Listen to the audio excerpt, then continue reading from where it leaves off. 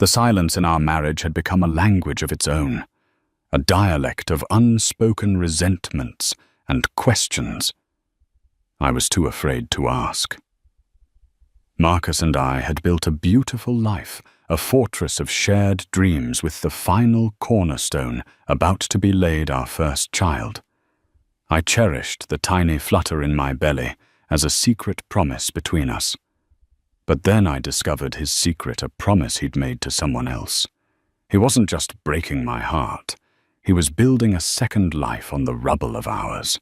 And the day he took her to a baby scan, I decided it was time to tear his world down to the studs. The Carter residence in the manicured suburbs of Chestnut Hill was a testament to meticulous planning. It was a classic Georgian revival, all symmetrical windows and stately brick, a house I had personally helped redesign. I'm Amelia Hayes, an architect, and I find comfort in structure, in blueprints where every line has a purpose. For 7 years, my life with Marcus Carter had felt like a perfect blueprint. He was a charismatic, ruthlessly successful hedge fund manager, a man who moved through the world with an unnerving confidence that I'd once found magnetic. Our life was a series of beautifully executed plans: the wedding, the house, the calculated career moves. Finally, the baby. After 2 years of trying, the 2 pink lines on the pregnancy test felt like the final triumphant flourish on our masterpiece. Marcus had wept. He'd held me against his chest, his expensive Tom Ford suit be damned, and whispered, "Everything, Amelia. We finally have everything." But in the months that followed, the architecture of our marriage began to show hairline fractures. At first, they were almost imperceptible. Late nights at the office became more frequent, explained away by a volatile market. Business trips to Singapore and London were booked with less than a day's notice. When he was home, he was a ghost in our machine of a house, his body present, but his mind elsewhere. The easy laughter that once filled our cavernous living room was replaced by the tap-tap-tap of his fingers on a second work-only phone he now carried. "It's just for international clients, honey," he'd said, kissing the top of my head in a way that felt more like a dismissal than affection. "Keeps the time zones straight." I wanted to believe him. I was pregnant hormonal, and my world was narrowing to due dates and nursery colors. I told myself I was being paranoid, that the pressure of impending fatherhood was simply manifesting as stress. The real tremor, the one that cracked the foundation wide open, came on a Tuesday. I was 17 weeks along. The morning sickness had finally subsided, and I was feeling a fragile sense of optimism. Marcus had left early for a board meeting. I was working from my home office, reviewing blueprints for a new city library, when a notification popped up on our shared family calendar on my laptop. We used it for everything: dentist appointments, dinner reservations, bill due dates. The entry was for the following Thursday at 2 p.m. It read, "Baby's first scan. I." My breath caught in my throat. My own 20-week anatomy scan was scheduled for the week after. I stared at the entry, my mind refusing to process the implication. Baby's first scan. Whose baby?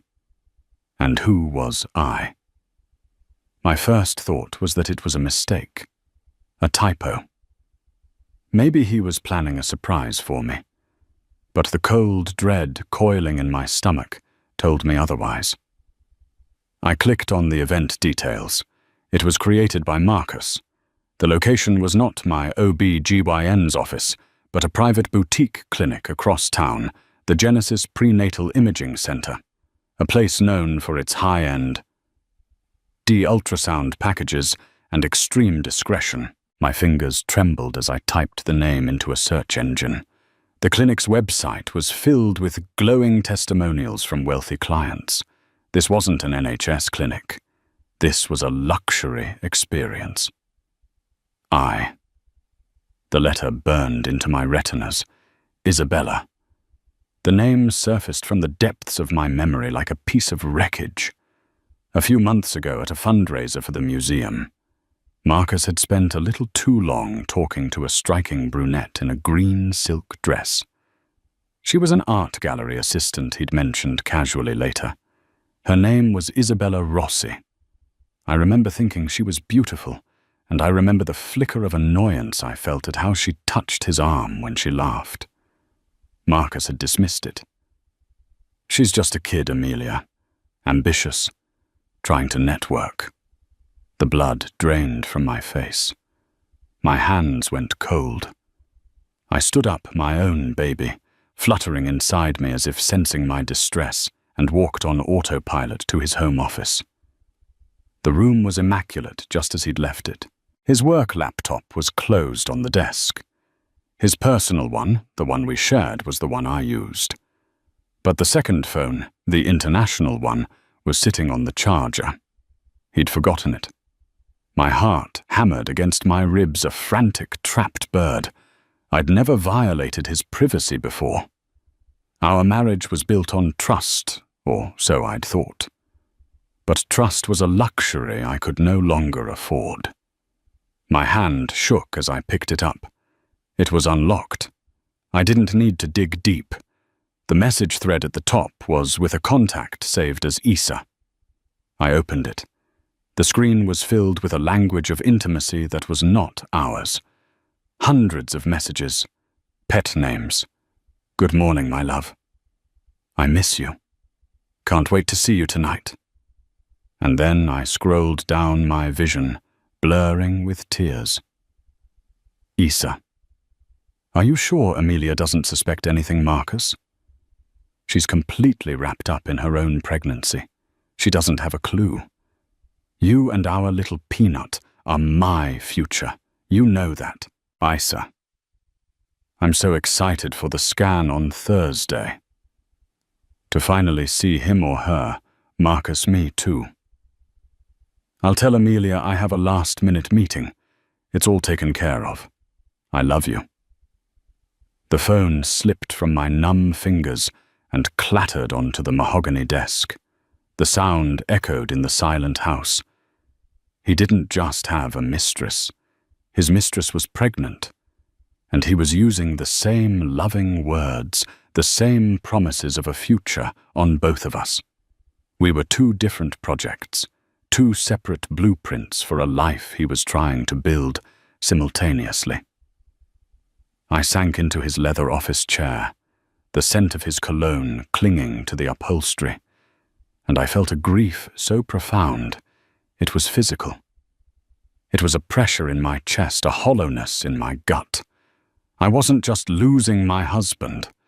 I was losing the entire reality I had meticulously built and believed in. The tears came, then hot and silent. I didn't sob. I just let them stream down my face, mourning the death of the man I thought I married. After an hour, or maybe it was 2, the grief began to cool. It hardened into something else, something cold and sharp and clear. Anger. I was an architect. I knew that when a foundation is rotten, you don't patch it up. You demolish it. You clear the site. And you build something new, something stronger on your own terms. My baby kicked a tiny, insistent pulse. It was a reminder. I wasn't just fighting for myself anymore. I wiped my tears, picked up my own phone, and scrolled to a number I hadn't called in months, but a contact I knew I would need. Naomi, I said, my voice surprisingly steady. It's Amelia. I need a lawyer. No, I need a shark. Naomi Bennett had been my best friend since university. We were an odd pairing, me, the measured architect who found beauty in lines and angles, her, the fiery litigator who found it in a perfectly executed cross-examination. While I built things up, Naomi was an expert at tearing them down to their essential legal truths. When she answered the phone, her voice was warm, but it turned to ice as I laid out the facts in a flat, emotionless tone.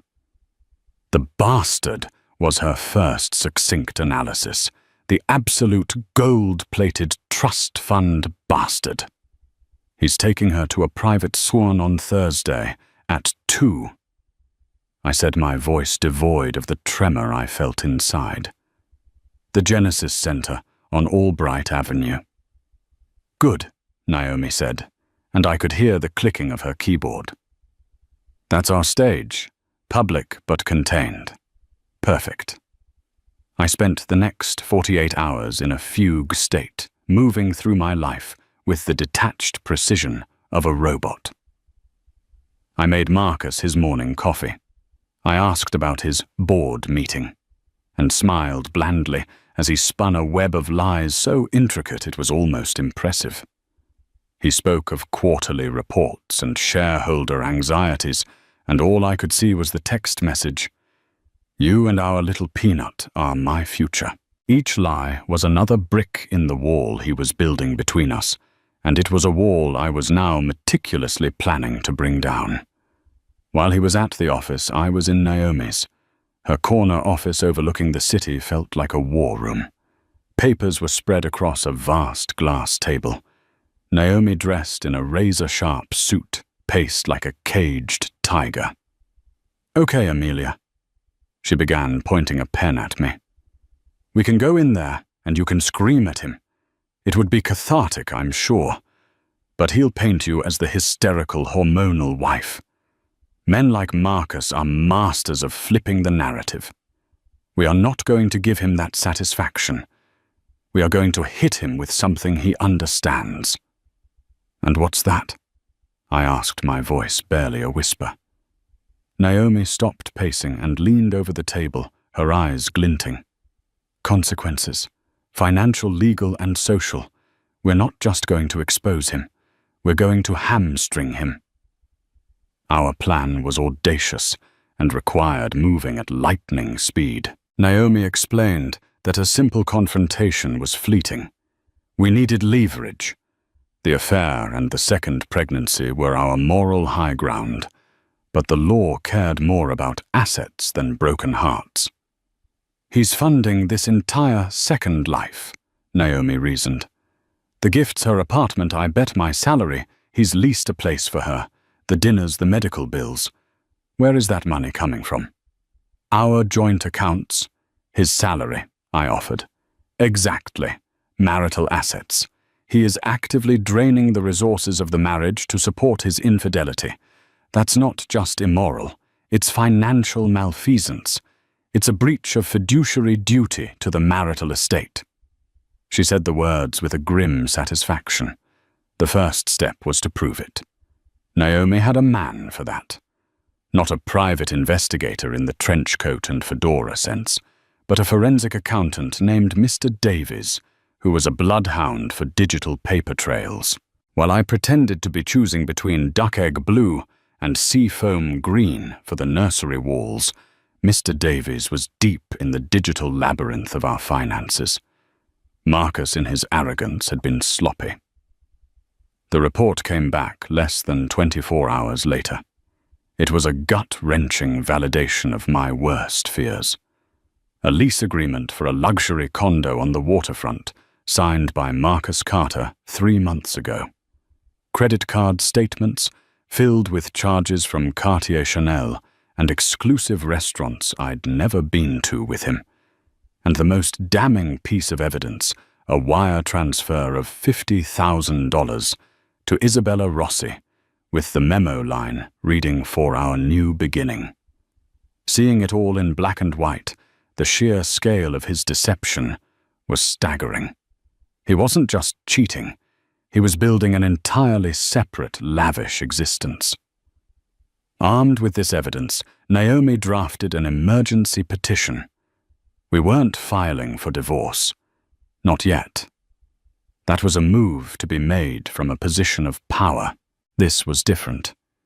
We were petitioning for an ex parte temporary restraining order.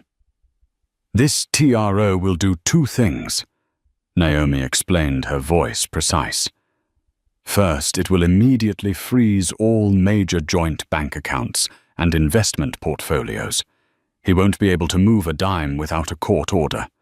Second, it grants you temporary exclusive use and possession of the marital home. He will not be allowed to set foot on the property. Can a judge grant that so quickly? Without him present, I asked the scope of it, making me feel dizzy. That's the ex parte part, Naomi said with a thin smile. It means from one party. We are presenting evidence that immediate and irreparable harm will be done to the marital estate if we wait for a full hearing. He's actively liquidating assets. The judge will grant it. I'll make sure of it. She was as good as her word. On Wednesday afternoon, Naomi called me from the courthouse. "We got it," she said, a note of triumph in her voice. "Signed and sealed by Judge Miller herself. The order is active the moment it is served to him." The plan was set. Naomi had hired a professional process server, a stoic man named Frank, who would accompany me. I was to serve Marcus the papers myself.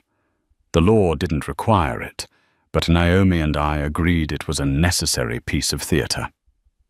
"He needs to see you," Naomi had insisted, "not as a victim, but as the agent of his downfall. He needs to see that you did this, you." On Thursday morning, I woke up before dawn. The house was silent. Marcus was sleeping soundly beside me, his arm draped possessively over my growing belly, even in his sleep. The hypocrisy was so profound it almost made me laugh. I carefully slid out of bed and went to the closet. I didn't choose a power suit like Naomi would have. I chose a simple, elegant, navy blue maternity dress. It was a dress Marcus had bought for me a month ago, telling me how radiant I looked in it. I did my hair and makeup with meticulous care. I wanted to look beautiful. I wanted to look strong. I wanted to be the very picture of the woman he was throwing away. When I was ready, I looked at myself in the full-length mirror. My hand rested protectively on my stomach. The baby was quiet, as if sensing the impending storm. In my other hand, I held a large manila envelope. Inside was the court order. It felt heavier than any blueprint I had ever carried. It was the plan for the demolition. I met Frank, the process server, at a coffee shop a block away from the Genesis clinic. He was a large, impassive man who looked like he'd served papers in every dramatic situation imaginable. "You ready, Mrs. Carter?" he asked, his tone professional but not unkind. "It's Ms. Hayes, actually," I replied, my voice clear and cold. "Amelia Hayes." It was the first time I had consciously reclaimed my own name. He nodded slowly. "Okay, Ms. Hayes. I'll be right behind you.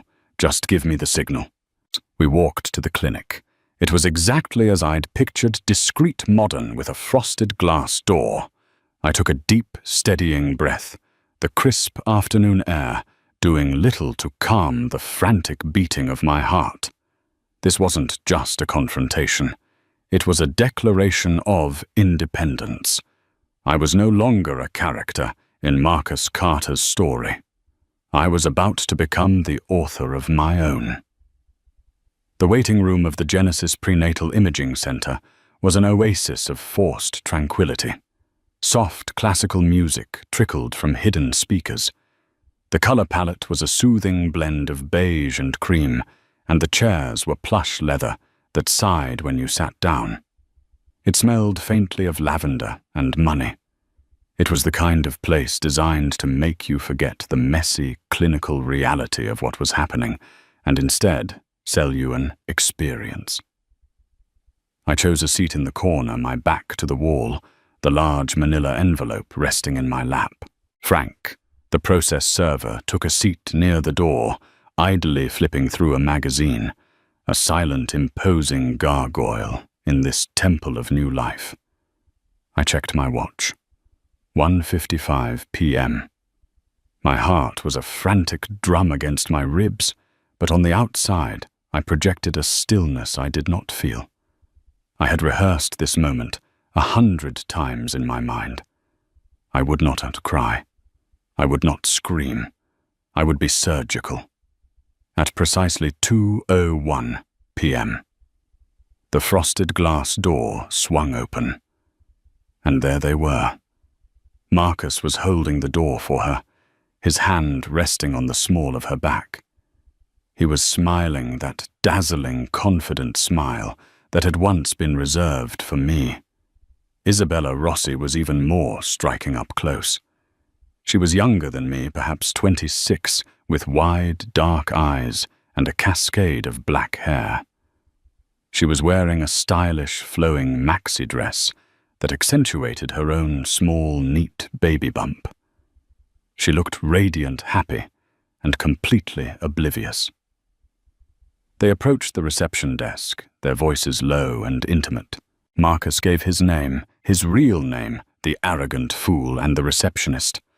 A polished woman with a headset smiled warmly. "Of course, Mr. Carter. Dr. Hanson will be with you in just a moment. Please have a seat." As they turned from the desk, Marcus's eyes scanned the waiting room. They swept past me once, a flicker of non-recognition, and then they snapped back. The change in his expression was seismic. The confident smile dissolved, replaced by a mask of pure, unadulterated shock. His face went pale, a sickly white under the expensive lights. He stopped dead, his hand falling away from Isabella's back as if he'd been burned. "Amelia." He breathed, his voice a strangled whisper. What are you doing here?" Isabella looked from his terrified face to mine. Her own smile faltered, replaced by a look of polite confusion. She saw my own pregnant belly, and a flicker of something disbelief crossed her features. I rose slowly from my chair, the leather sighing its protest. I walked towards them, my steps measured and deliberate. I stopped a few feet away, creating a triangle of unbearable tension in the serene waiting room. The other couple in the room looked down at their phones, suddenly desperate to be anywhere else. "Hello, Marcus." I said, my voice as calm and cool as the glass table in Naomi's office. "Funny seeing you here. I thought you had a board meeting." His mouth opened and closed, but no sound came out. He looked like a fish gasping for air. His eyes darted from me to Isabella, then back to me, the cogs of his treacherous mind, grinding, trying to formulate a lie that could possibly contain this catastrophe. Isabella took a hesitant step forward.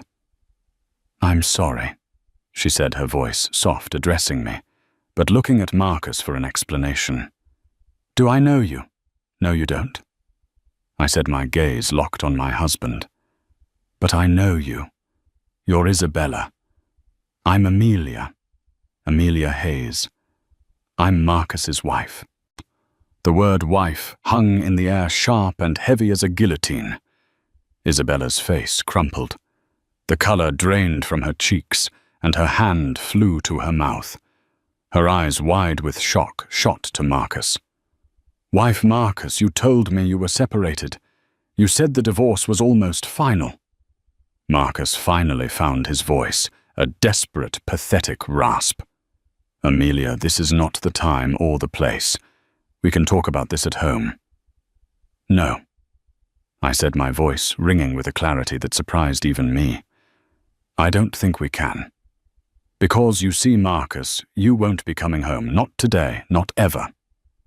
I took a step closer, holding up the manila envelope. "This," I announced, my voice loud enough for everyone in the quiet room to hear, "is for you." I didn't hand it to him. I held it out, forcing him to take it. His hand trembled as he reached for the envelope, his confident facade completely shattered. He looked utterly broken, a boy caught with his hand in the cookie jar, except the jar was our entire life. "What is this?" he stammered, fumbling with the clasp. "It's a court order." I said each word a precisely placed explosive charge. "A temporary restraining order, to be exact. It was granted ex parte by Judge Miller this morning. It freezes all of our joint financial assets. The bank accounts, the investment funds, everything, effective immediately. It also grants me exclusive use of the house. You are legally barred from the property. All the details are in there." I'd read it carefully if I were you.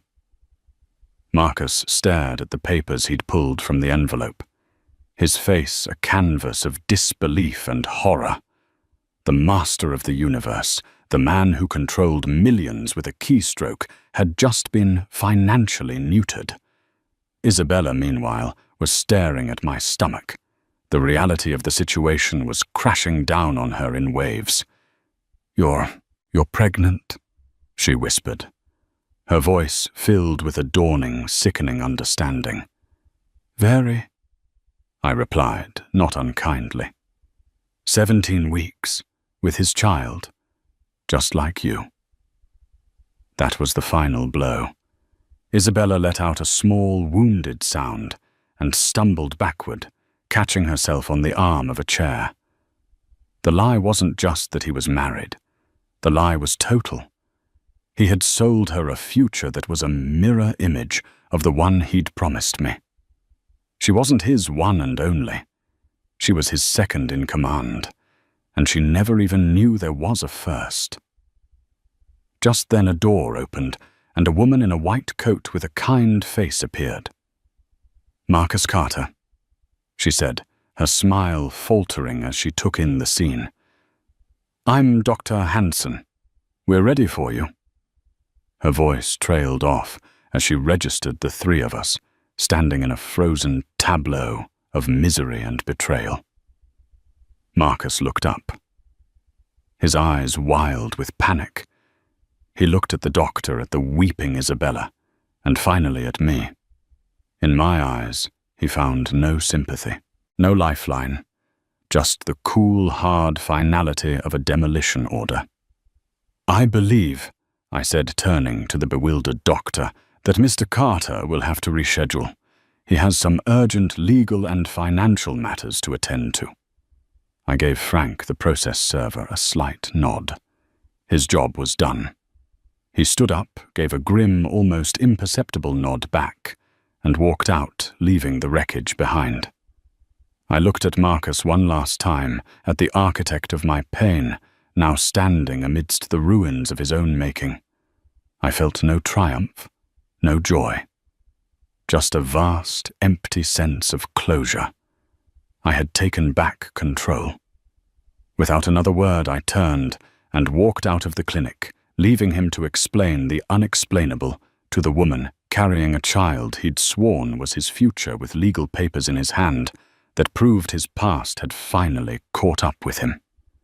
The lavender-scented air of the clinic gave way to the sharp, clean air of the city. I took a deep breath. It was the first breath of my new life. The drive home was surreal. The adrenaline that had coursed through me, a potent cocktail of rage and resolve, began to ebb, leaving behind a profound, bone-deep exhaustion.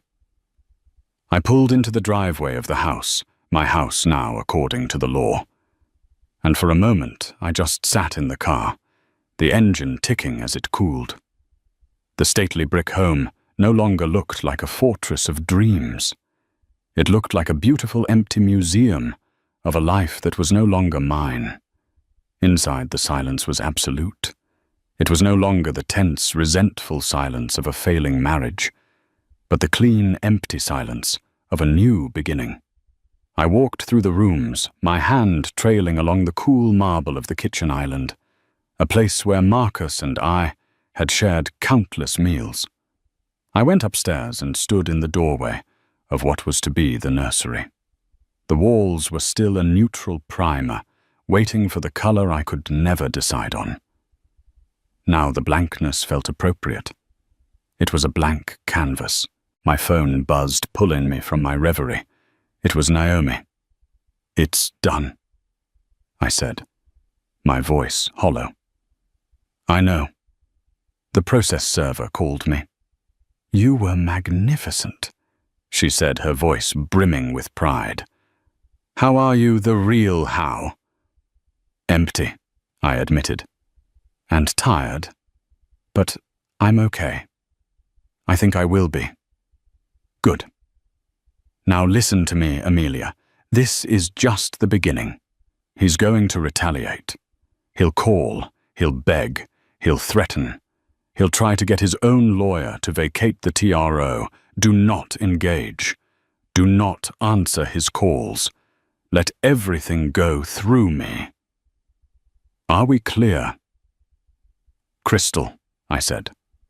The first call came less than an hour later. "Marcus." I stared at the name on my screen and hit ignore. It was immediately followed by a text. "Amelia, please, we need to talk. This is a nightmare. You don't understand everything. I can explain." Then another. "I am locked out of our accounts. My cards are being declined. You can't do this. Think about our baby. His invoking of our child, the one he had so easily betrayed, sent a fresh wave of cold anger through me. I blocked his number without a second thought. The next few days were a blur of legal activity. Naomi was right. Marcus had hired one of the most ruthless divorce attorneys in the city, a man named Sterling Vance, whose specialty was making messy situations even messier. They immediately filed a motion to dissolve the TRO, claiming I was an emotionally unstable, vindictive spouse acting out of baseless jealousy. "Baseless," Naomi scoffed over the phone. "We have the condo lease, the wire transfer, the credit card statements, and a waiting room full of witnesses to his little domestic drama. Let them try." But as Naomi and her team dug deeper in preparation for the hearing, they uncovered something far more sinister than an affair. The $50,000 wire transfer and the lavish gifts weren't just coming from marital savings. They were part of a much larger, more desperate picture. "Amelia," Naomi said, her voice grim during a late-night call. "Marcus isn't just a cheat. He's in trouble. Deep trouble." It turned out that Marcus's volatile market wasn't just an excuse for late nights. His fund had taken a catastrophic hit 6 months ago on a series of high-risk energy trades. He hadn't just lost his investors' money. He'd lost a significant portion of our own personal fortune, which he had secretly leveraged without my knowledge. He was trying to hide the losses, shuffling money between accounts, borrowing from lines of credit, and trying to win it all back with even riskier bets. The affair with Isabella wasn't a symptom of boredom or a midlife crisis. It was part of his desperate fantasy. He was a sinking ship, and he'd been trying to build himself a brand new, shiny lifeboat, complete with a beautiful woman and a new baby, a testament to a success that was now pure fiction. The money he lavished on her wasn't just to keep her happy. It was to keep himself believing in the illusion that he was still the powerful, untouchable Marcus Carter. He hadn't been draining our assets simply to fund an affair. He had been hemorrhaging money everywhere in a desperate attempt to stay afloat. The TRO hadn't just cut off his access to his mistress. It had cut off his ability to continue his frantic shell game. We hadn't just exposed his infidelity. We had inadvertently lit the fuse on a financial time bomb. The twist didn't end there. 2 weeks after the showdown at the clinic, I received an email from an address I didn't recognize. The subject line was simply, "A plea." My first instinct was to delete it, assuming it was Marcus trying to get around the block. But curiosity got the better of me. I opened it. "Ms. Hayes," it began, "I know you have no reason to listen to me, and every reason to hate me. I do not expect your forgiveness. I am writing to you because I believe we were both deceived, and I am in a situation I don't know how to handle. Marcus has not been answering my calls since that day. His promises have evaporated, along with his financial support.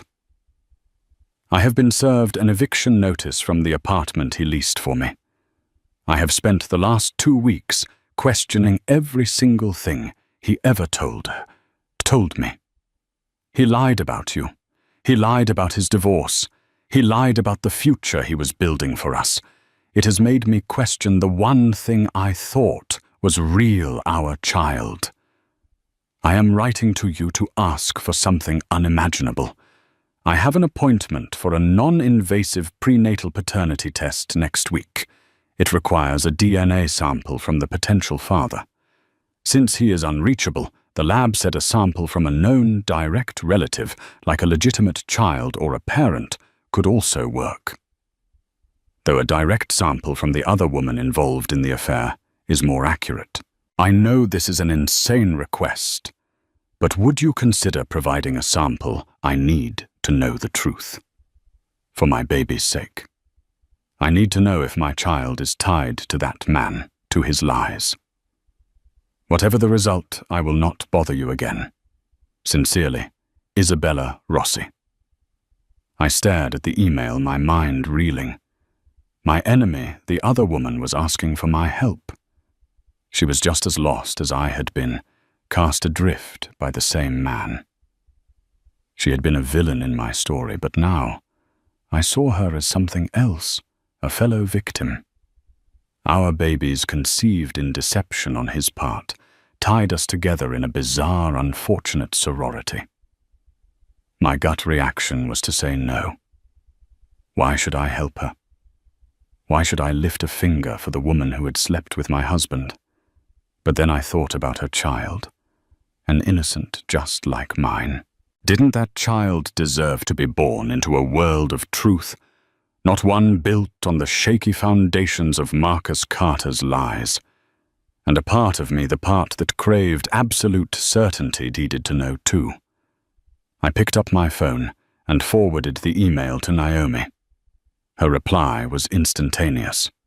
Holy hell. Don't answer yet. Let me think. An hour later, she called back. Okay, she said, her voice a mix of astonishment and strategic calculation. This is a gift from the legal gods. If that baby isn't his entire counter-narrative of being a man who fell in love with 2 women and wanted to do right by both his children completely implodes. It exposes him as nothing more than a common philanderer who was caught. So I should do it, I asked. Yes, Naomi said firmly, but on our terms. I'll have the lab results sent directly to my office. We control the information. This isn't about helping her, Amelia. This is about arming ourselves for the final battle. I knew she was right, legally. But as I drafted my reply to Isabella, I realized it was about more than that. It was about 2 women caught in one man's destructive storm, helping each other find a small patch of solid ground. Isabella, I wrote. I will do it. The decision to meet Isabella was one I made with my head, not my heart. My heart wanted nothing to do with her. It wanted to nurse its wounds in private, to seal off the part of my life Marcus had contaminated, and pretend it never existed. But Naomi's strategic voice echoed in my mind. We control the information. This is about arming ourselves. So I agreed, suggesting a sterile, anonymous cafe downtown, a place with no history for either of us. A clean slate for a dirty conversation. I arrived early, securing a secluded booth in the back. The cafe was a symphony of neutrals, much like the waiting room at the Genesis Clinic, but this time the beige tones felt less like a comfort and more like a void, I ordered a chamomile tea, and the warm mug did little to chase away the chill that had taken up permanent residence in my bones. I watched the door, my stomach, a knot of dread and grim determination. What does one say to the woman who was living a life parallel to your own, a life funded by your shared assets and built on the same foundation of lies? When Isabella finally walked in, she looked nothing like the confident, glowing woman I had confronted a few weeks prior. The designer dress was gone, replaced by simple jeans and a nondescript sweater. Her lustrous dark hair was pulled back in a severe ponytail, and her face devoid of makeup was pale and haunted. She had been stripped of the borrowed glow Marcus had provided, and what was left was a young woman who looked lost and terrified. She scanned the cafe, her eyes wide and anxious, clutching a large, worn leather purse to her chest, as if it were a life raft. Our eyes met, and she flinched, taking a hesitant step before steeling herself and walking towards my booth. She slid onto the vinyl seat opposite me, placing the purse on the table between us like a barricade. "Thank you for coming," she began, her voice a fragile whisper that was nearly swallowed by the cafe's ambient noise. "And for what you're doing. The test." I took a slow sip of my tea, letting the silence stretch, wanting her to understand that I was not here for pleasantries. "Let's be clear, Isabella," I said, my voice even and cold. "I'm not doing this for you. I'm certainly not doing it for him. I'm doing it because there are 2 children who will be born into this mess. They at least deserve the simple dignity of the truth." She winced but nodded, accepting the sharp edge of my words. She deserved it. "I understand," she said, looking down at her tightly clasped hands on the table. "He told me you were cold," she confessed, the words tumbling out, as if she could no longer hold them in. "Detached. He said the marriage was a formality, that you hadn't been in love for years. He painted this picture of you as this career-obsessed ice queen, and him as this lonely man, trapped and wanting a real family." Each word was a small, sharp sting. It was the classic cheater's handbook, painting the wife as a monster to justify his own monstrosity. "And you believed him?" I asked, a note of incredulity in my tone. "I wanted to," she admitted, her gaze finally lifting to meet mine. Her eyes were swimming with unshed tears. "He was so charming, so convincing. He'd talk about the divorce as if it were a done deal, just paperwork. He'd say things like, 'Amelia and I are just business partners now, we're better as co-parents.' He made it all sound so incredibly logical and civilized. Marcus is an expert at making betrayal sound civilized."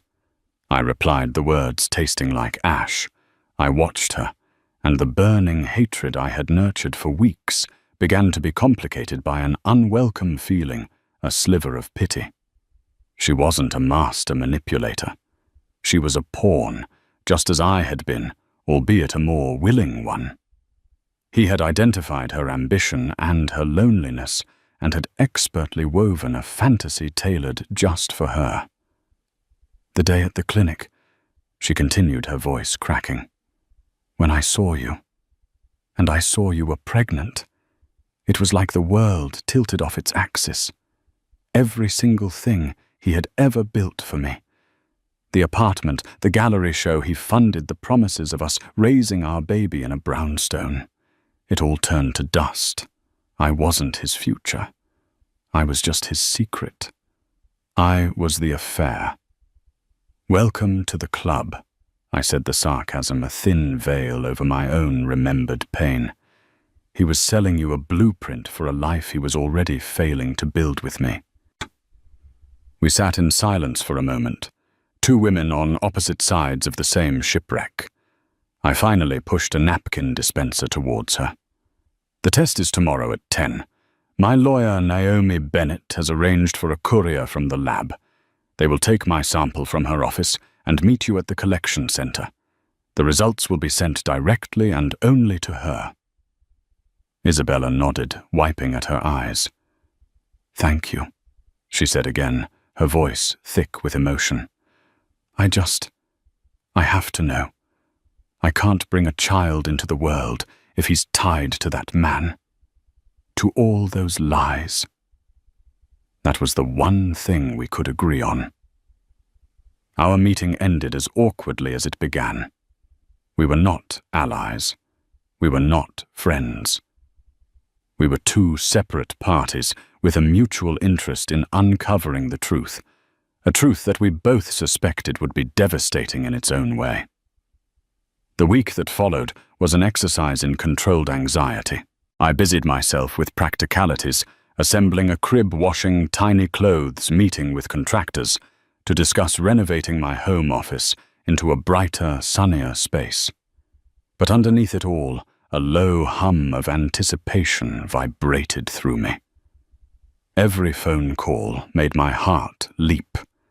Naomi was a fortress of calm, assuring me that whatever the result, we were in a position of strength. "If it's his," she'd said in a call, "it proves his motive for draining the accounts. If it's not his, if it's not his Amelia, we're not just bringing a knife to a gunfight. We're bringing a nuclear bomb." The call came on a Tuesday afternoon. I was staring at a wall of paint swatches, trying to decide between sunbeam yellow and morning light when my phone rang with Naomi's name. I sank onto a nearby packing box, my hand trembling as I answered. "Are you sitting down?" Naomi asked, her voice taut with an energy I could feel through the phone. "I am now," I breathed. "I have the email with the certified lab report open on my screen," she said. The silence that followed was the loudest thing I had ever heard. "It's a PDF, password protected. I just entered it." More silence. I could hear the faint click of her mouse. "Okay, I'm reading it. Exclusion. Amelia. The probability of paternity for Marcus Carter is 0%. I gasped the air, leaving my lungs in a rush. 0%. It wasn't just an exclusion. It was an annihilation of his entire narrative. All the drama, the second life the promises made to Isabella, the risk he took blowing up our marriage, all for a child that had absolutely no biological connection to him. The sheer tragic absurdity of it was overwhelming. "He's not the father," I whispered the words, feeling foreign and monumental. "He's not the father," Naomi confirmed, a note of savage triumph in her voice.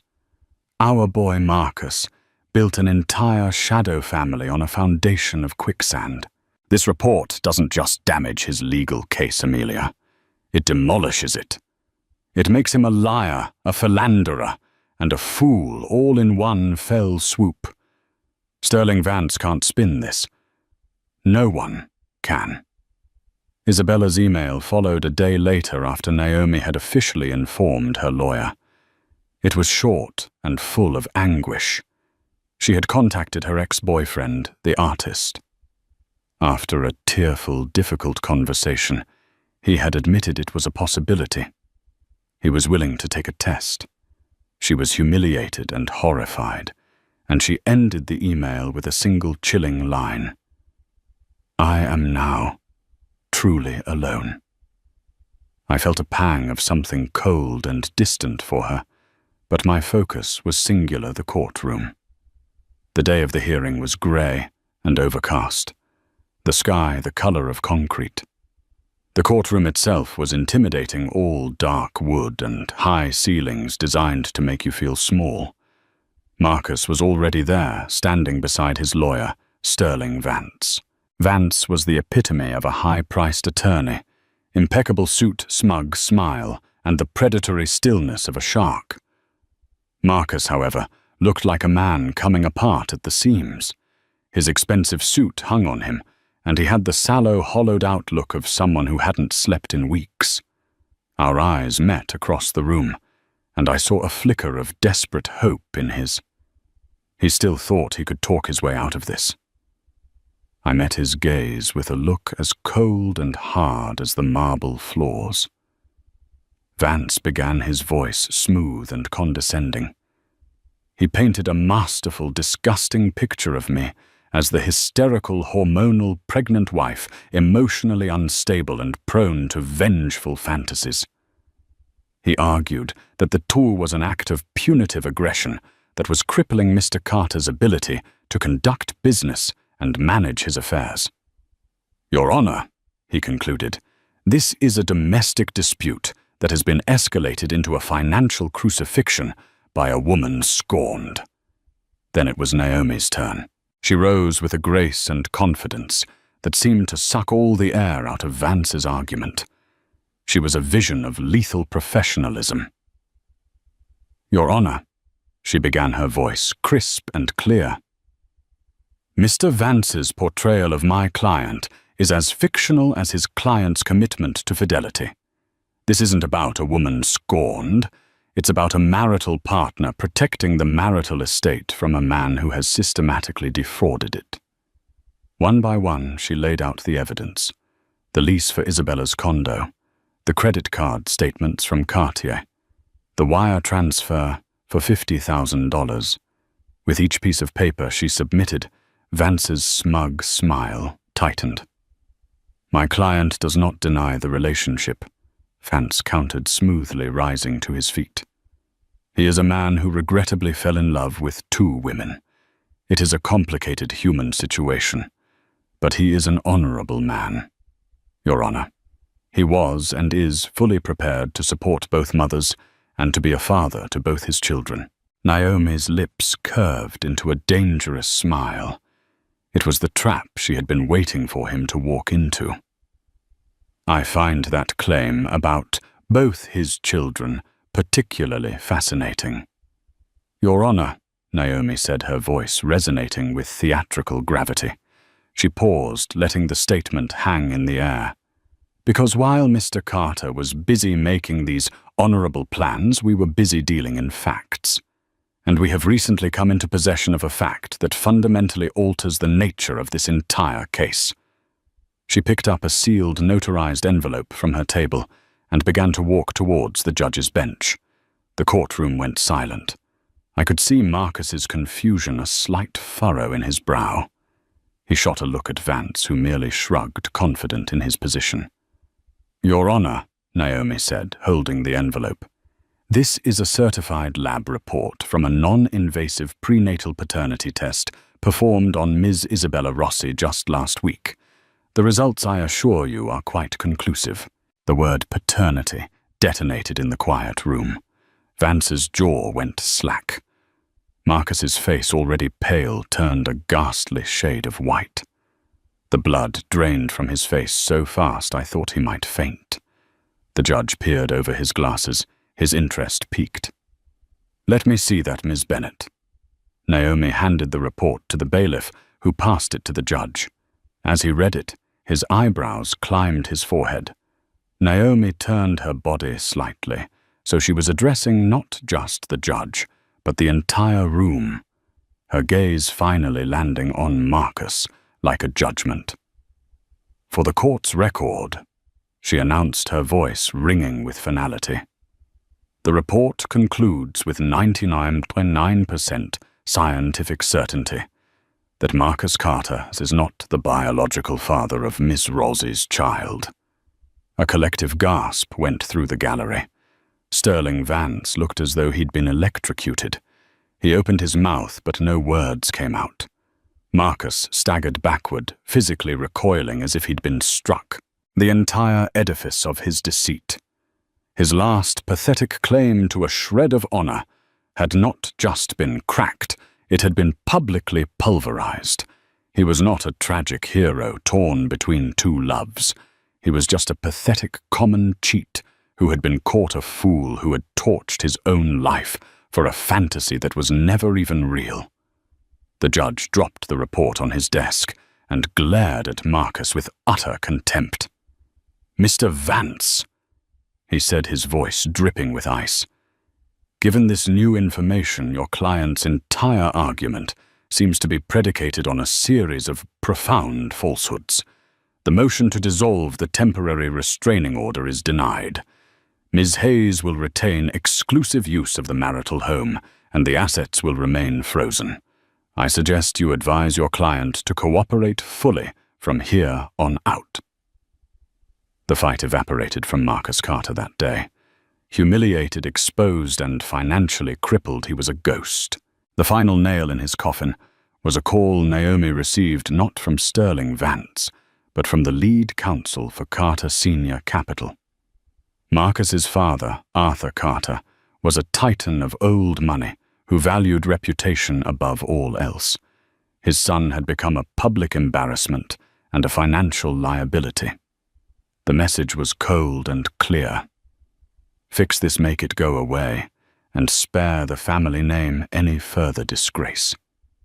The divorce was no longer a negotiation. It was a surrender. The Carter family wanted silence. I wanted freedom. They agreed to a settlement that was swift and overwhelmingly in my favor. I received the house free and clear, a large ironclad trust for Lily's future, and a portion of the remaining assets that ensured I would never have to depend on anyone again. Months later, the grey skies of that courtroom battle felt like a distant memory. I stood in the nursery, bathed in the warm glow of the yellow paint I had finally chosen. In my arms, I held my daughter Lily, who was just over a month old. She was so small, so perfect, her chest rising and falling in the peaceful rhythm of sleep. My daughter. My future. The grand house was quieter now, but the silence was filled with peace, not tension. It was no longer a monument to a failed partnership, but the foundation of a new life, a structure I was building on my own terms. I had walked through the wreckage, survived the demolition, and in the clean, sunlit space where my old life used to be, I was finally and truly home. Amelia's story is a harrowing reminder that sometimes the people we trust the most are capable of the deepest betrayals. But it's also a powerful testament to the strength that can be forged in the fires of heartbreak. She transformed herself from a victim of her husband's deceit into the architect of her own liberation. It wasn't about revenge. It was about reclaiming her life, her name, and her future for herself and for her child. Her journey from silent suspicion to public vindication shows that when a foundation is rotten, the bravest thing you can do is tear it all down and build something true and beautiful in its place. What would you have done in Amelia's shoes? Let us know your thoughts in the comments below. If this story resonated with you, please hit the like button. Share it with someone who might need to hear it, and subscribe for more real-life dramas that explore the depths of human resilience.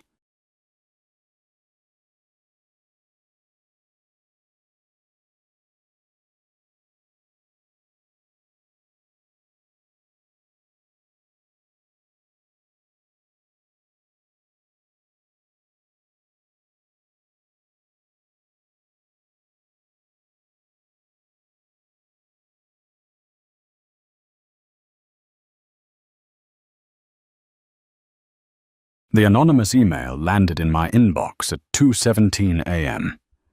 The subject line was just 2 words, St. Jude's. Inside there was no text, only a link. A link to a video that would detonate my life. It was raw, grainy security footage from the maternity ward of the very hospital where my husband Michael had supposedly mourned the loss of our stillborn son just 3 weeks earlier. But the video didn't show a grieving father. It showed a man I barely recognized, his face etched, not with sorrow, but with a chilling, frantic energy. and the woman he was, with her hand clutching his. That woman wasn't me. They say the truth sets you free. But as I watched that footage, all I felt was the cold, hard reality of a lie so monstrous it would unravel not just a marriage, but the very fabric of who I thought we were. My world, the one I had so meticulously curated, was painted in shades of beige and pottery barn.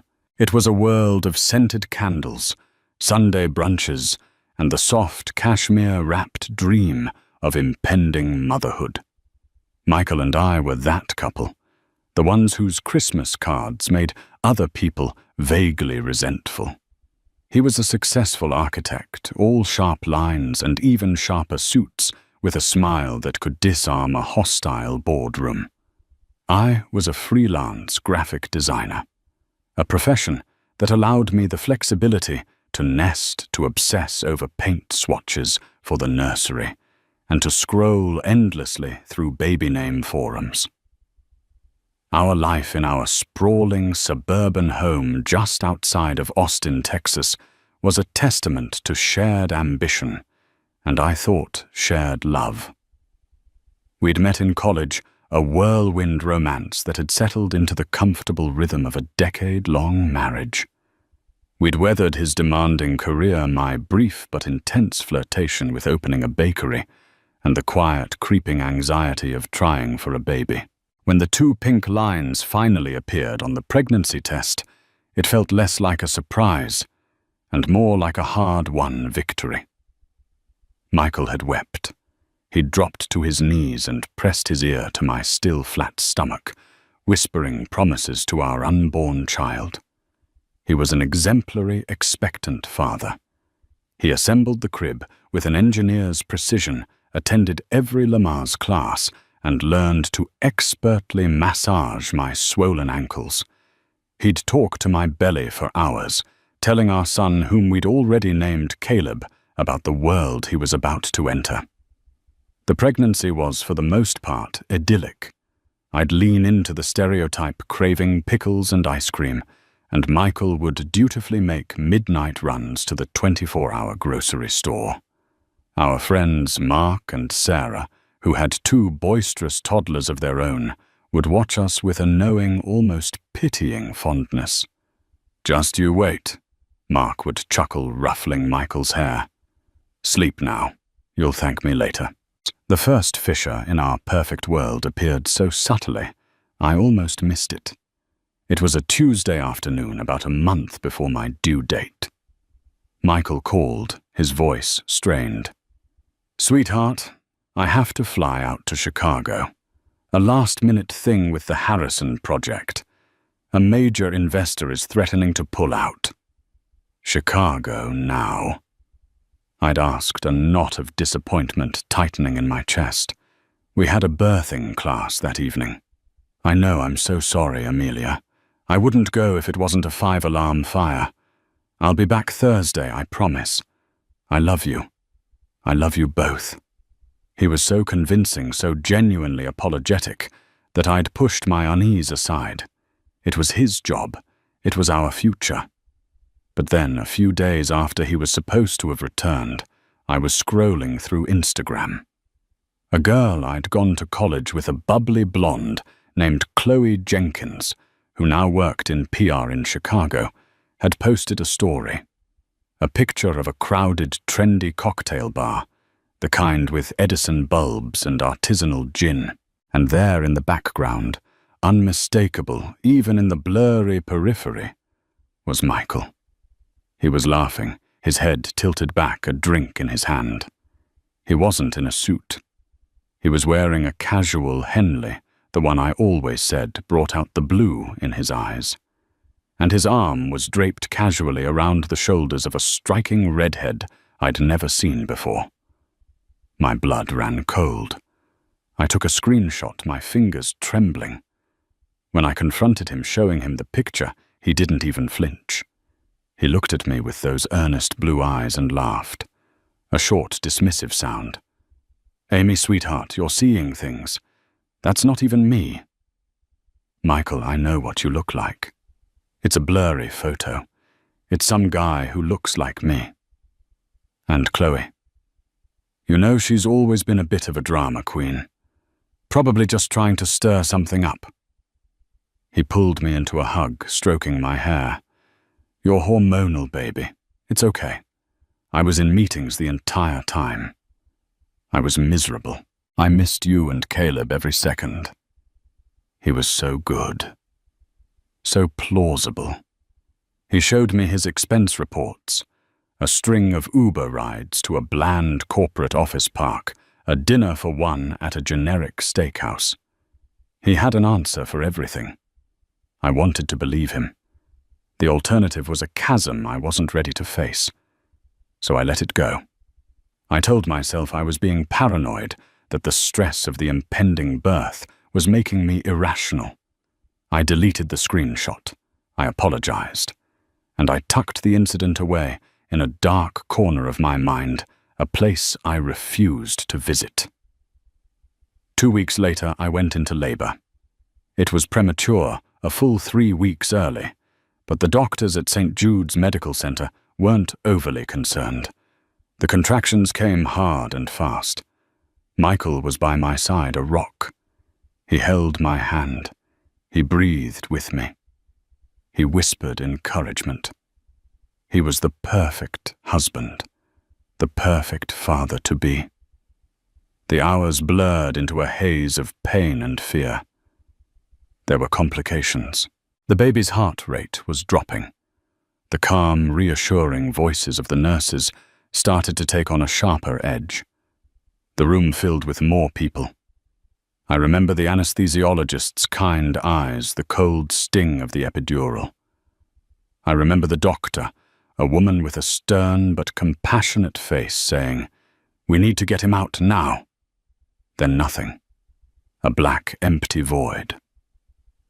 I woke up in a quiet, dimly lit room.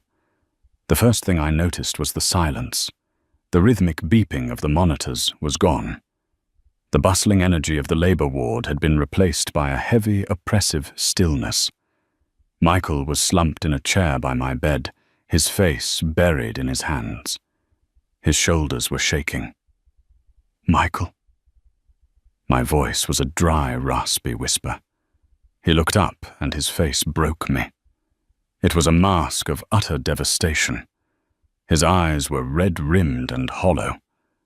Tears streamed down his cheeks unheeded. "He's gone, Amy." He choked out, his voice thick with a grief so profound it seemed to suck the air from the room. "Caleb, he didn't make it." The words didn't compute. They were just sounds, meaningless syllables that my brain refused to assemble into a coherent thought. I looked down at my body, at the flat expanse of my stomach beneath the thin hospital blanket. The life that had been there, the kicks and flutters that had become the rhythm of my days, was gone. The doctor came in and explained it in gentle clinical terms. Placental abruption, a rare catastrophic event. There was nothing anyone could have done. It was no one's fault. They were so sorry for my loss. The days that followed were a blur of unimaginable pain. I was a ghost, haunting the corridors of my own life. The nursery, once a room of joyful anticipation, became a mausoleum.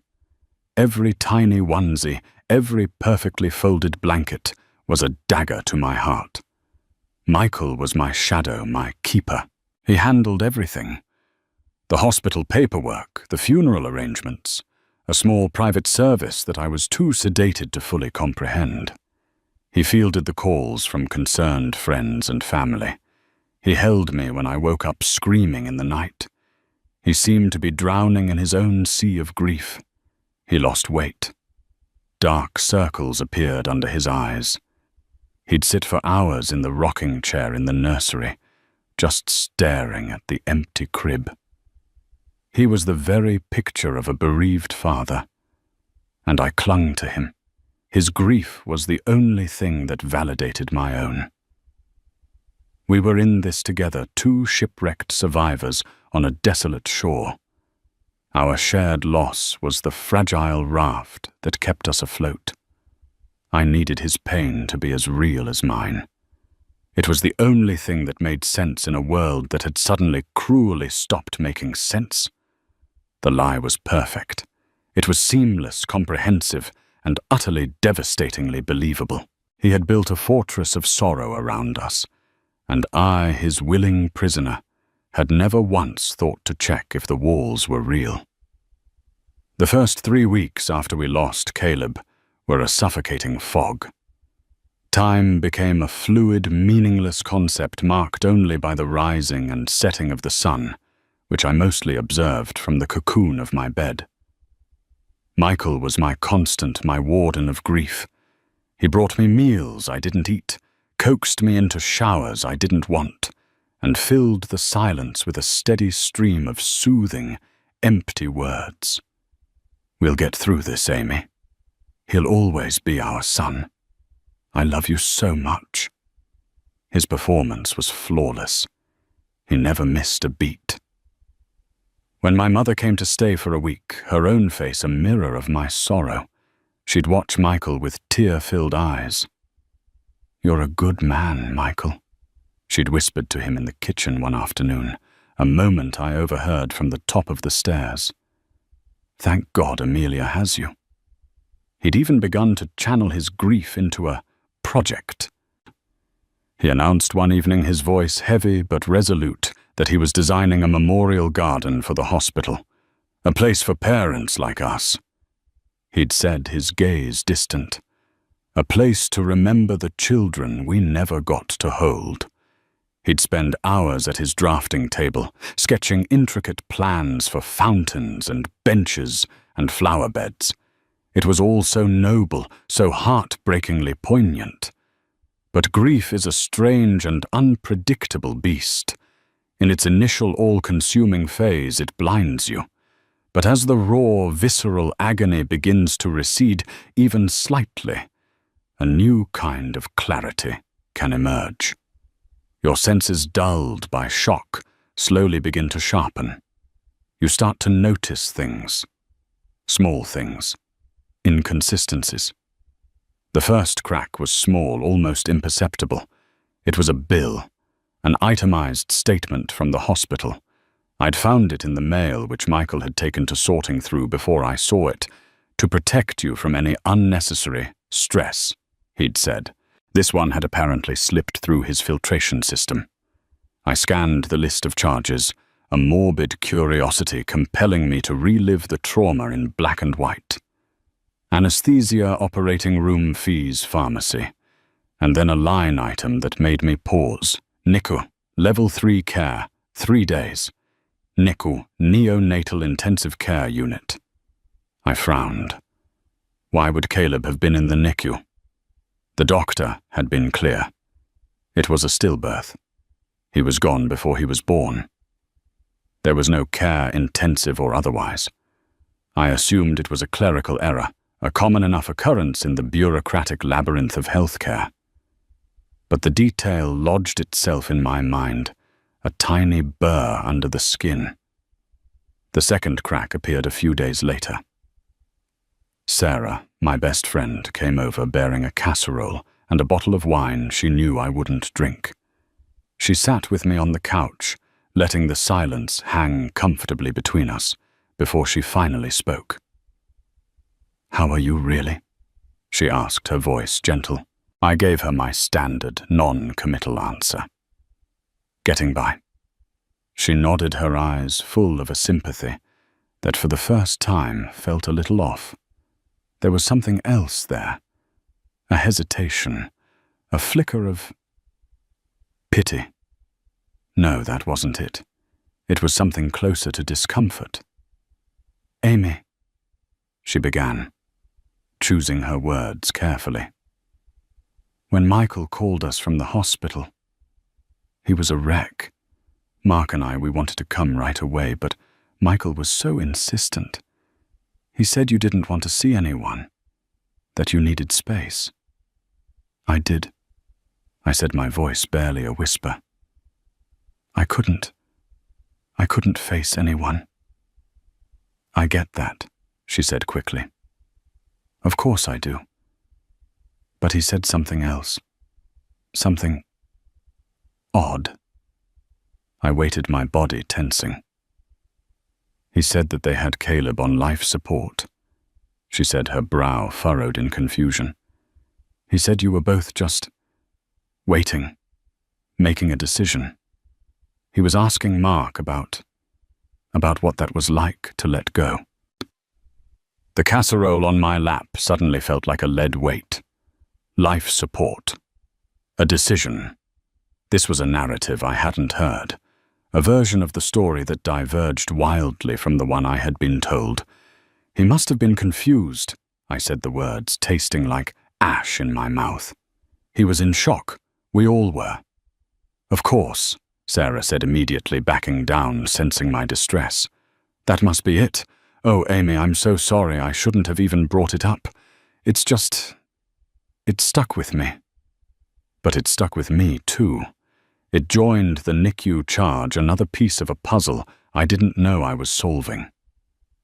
That night I couldn't sleep. The image of Michael on the phone with Mark, fabricating a story about our son on life support, played on a loop in my head. Why? Why would he lie about something so specific, so sacred? Was his grief so profound it had created false memories? Or was it something else? The memory of the Instagram photo from Chicago, the one I had so willingly dismissed, resurfaced with a vengeance. The laughing man with his arm around the redhead. You're hormonal, baby. It's some guy who looks like me. My hands started to tremble. I slipped out of bed, careful not to wake Michael, who was sleeping soundly, a picture of peaceful exhaustion. I tiptoed into his home office, the room where he was designing his memorial garden, a sanctuary of his supposed sorrow.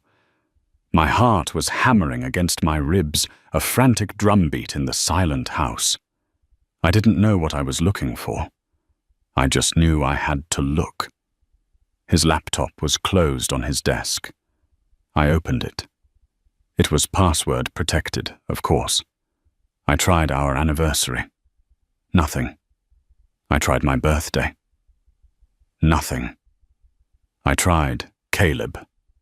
The screen unlocked. A wave of nausea washed over me, using our dead son's name as a password. The thought was both sickening and, in a twisted way, perfectly in character with the grieving father he was pretending to be. His email was already open. I felt a pang of guilt, a lifetime of respecting his privacy, warring with the gnawing suspicion that was now consuming me. I clicked on his sent folder. There were emails to contractors about the memorial garden, emails to his colleagues, thanking them for their condolences. And then I saw it. A thread of emails with a woman named Jenna Reed. My breath hitched. The redhead from the Instagram photo.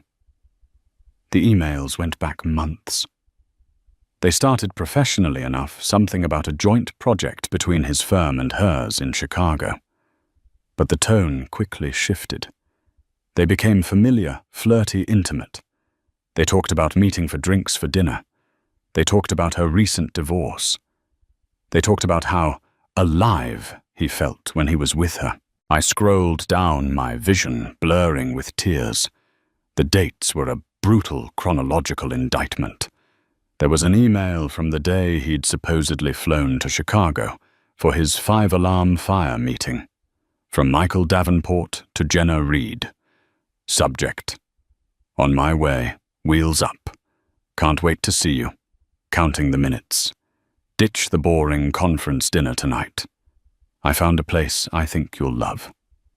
And then I found the emails from the week Caleb had died.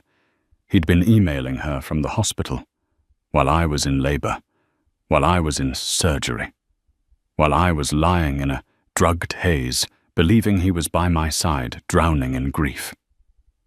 From Michael Davenport to Jenna Reed. Subject: It's happening. Amelia's in labor. It's early. This is it. Talk soon. Then a few hours later. From Michael Davenport to Jenna Reed. Subject, Re. It's happening. It's a nightmare here. Complications. Don't know what's going on. I'll call you when I can. And then the email that made me physically recoil, a gasp escaping my lips. It was sent the morning after I'd been told our son was gone. From Michael Davenport to Jenna Reed. Subject, I need you. It's over. He didn't make it. It's for the best.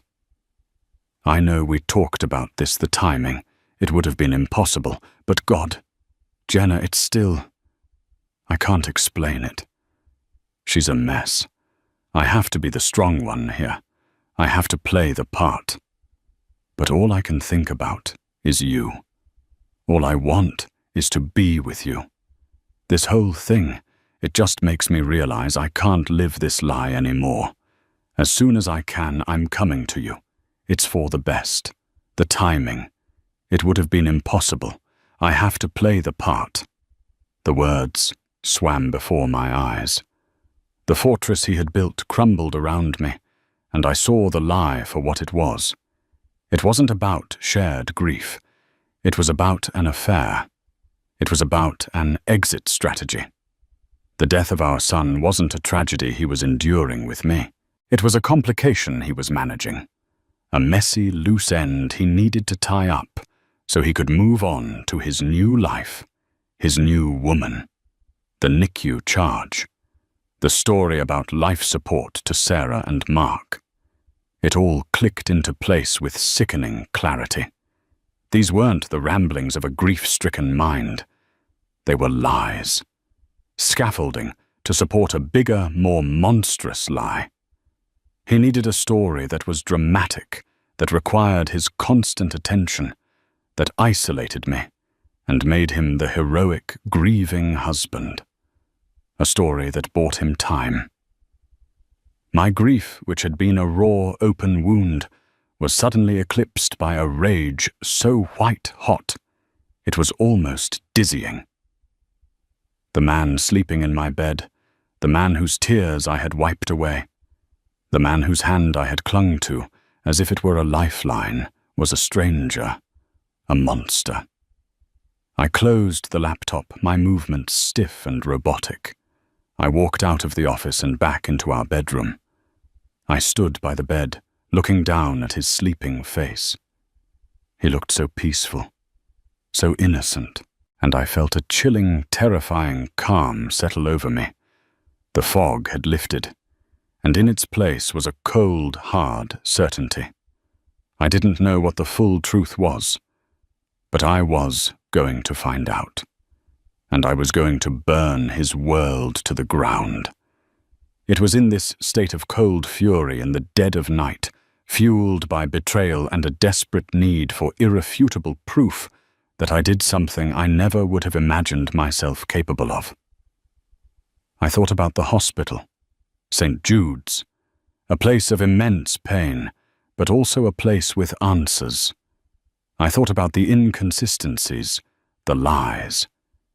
And I thought about the one thing that doesn't lie. Cameras. I sent an anonymous email to a local investigative journalist, a woman named Isabella Rossi, whose work I'd followed, known for her tenacity in uncovering institutional malfeasance. And then I sent another one from a different burner account to a victims' rights group that specialized in medical negligence. I didn't know what would come of it, but I had planted a seed. I had lit a match. Now all I could do was wait for the explosion. It came a week later in the form of that 2:17 a.m. email. The one with the subject line, St. Jude's. The one with the link that would change everything.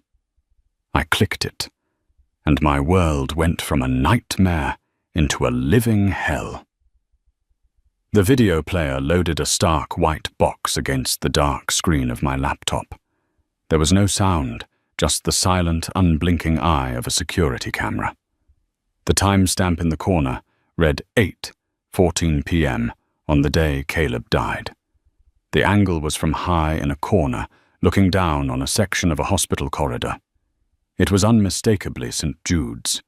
The same pale green walls, the same polished linoleum floors I had stared at in a daze.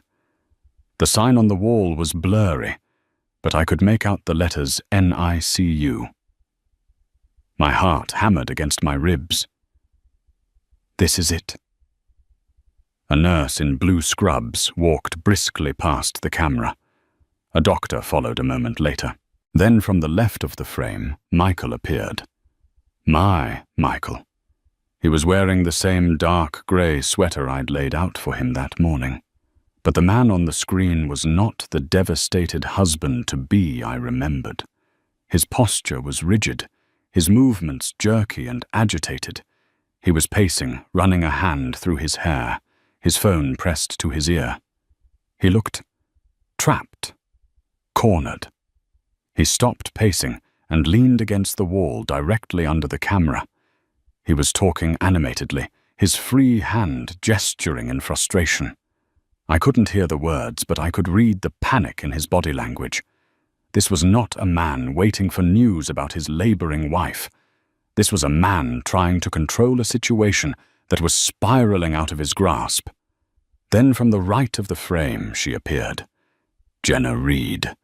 The redhead from the Instagram photo, the name in the emails. In the flesh. She was wearing a chic black coat, looking utterly out of place in the sterile hospital environment.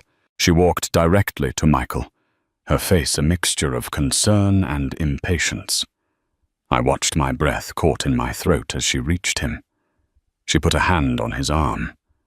He immediately flinched, pulling away, shaking his head and glancing nervously down the hallway in the direction of my delivery room.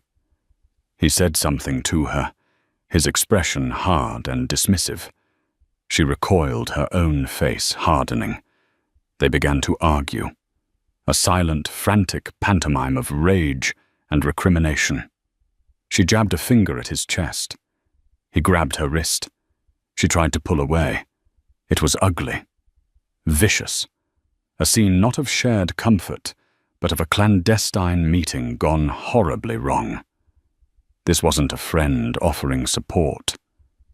This was a confrontation. And then the most damning moment of all. A doctor, the same stern-faced woman who had delivered the news of Caleb's death to me, walked towards them from the direction of the NICU. She had a clipboard in her hand. She approached Michael, her expression grave. Michael's entire demeanor shifted. The anger vanished, replaced instantly by a mask of gut-wrenching sorrow.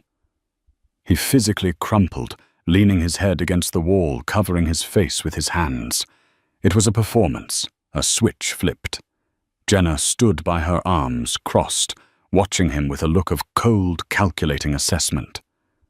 The doctor spoke to Michael for a few moments, her hand on his shoulder in a gesture of compassion.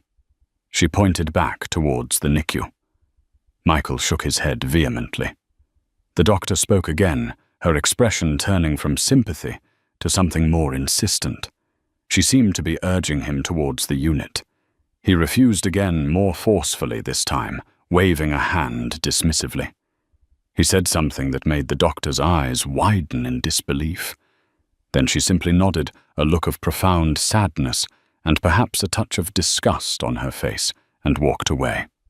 Once the doctor was gone, Michael straightened up. The mask of grief fell away as quickly as it had appeared. He turned back to Jenna, his face a snarl of pure fury. He grabbed her by the arm and pulled her roughly down the corridor, away from the NICU, away from my room and out of the camera's frame. The video ended.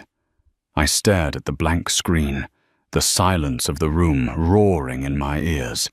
The pieces didn't just fall into place. They slammed together with the force of a car crash. Caleb had been in the NICU. The bill was not a mistake. Sarah had not misheard. My son had been born alive.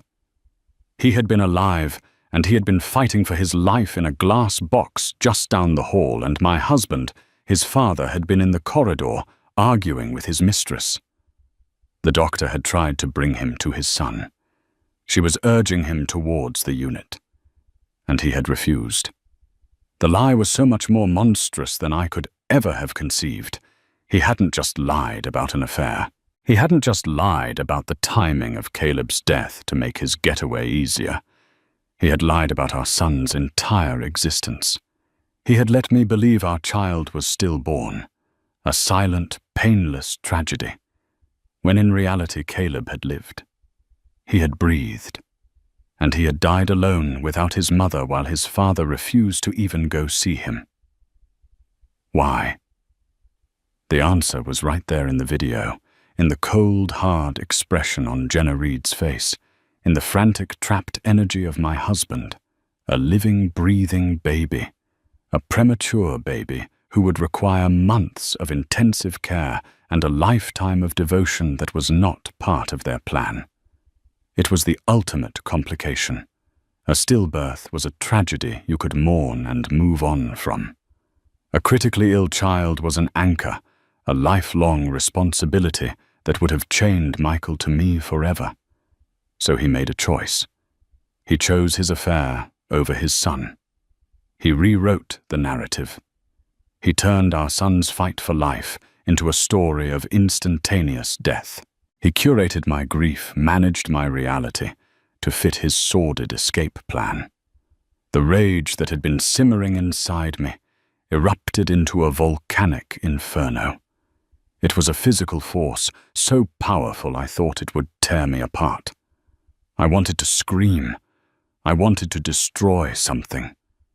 I wanted to walk into the bedroom and wake him up, not with words, but with my bare hands. But then a different instinct took over, a cold, chilling calm. The same calm I'd felt when I'd decided to look at his laptop. This wasn't a private matter anymore. This wasn't a marital dispute to be settled with screaming matches and thrown pottery. He hadn't just betrayed me. He had committed an act of unimaginable cruelty against his own child. He had defrauded a hospital.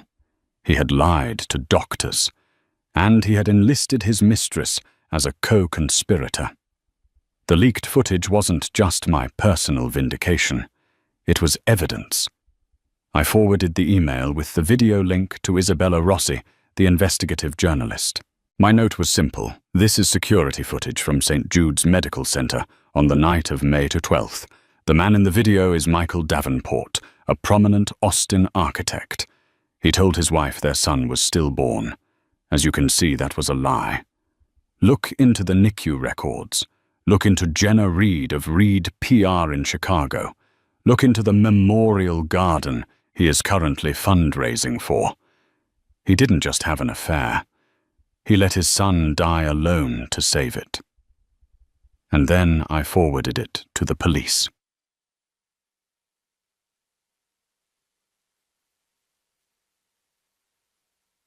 The story broke 2 days later. It wasn't just a local story. It went national. Isabella Rossi's article was a masterpiece of controlled fury, laying out the facts in stark, brutal detail.